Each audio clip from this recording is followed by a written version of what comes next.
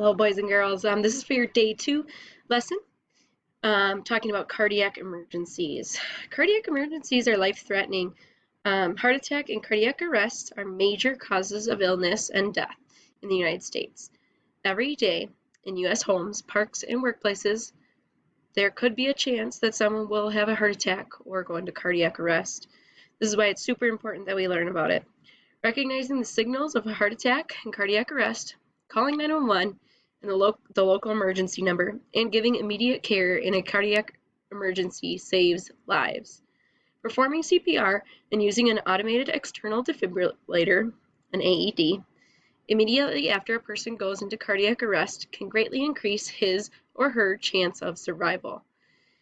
In this lesson, you will find out what signals to look for if you suspect a person is having a heart attack or has gone into cardiac arrest. This lesson also will discuss how to care for a person who is having a heart attack and how to perform CPR for a person in cardiac arrest. In addition, this chapter covers the important links in the cardiac chain of survival. Although cardiac emergencies only occur more commonly in adults, they also occur in infants and children. This lesson will discuss the causes of cardiac arrest and how to provide care for all age groups.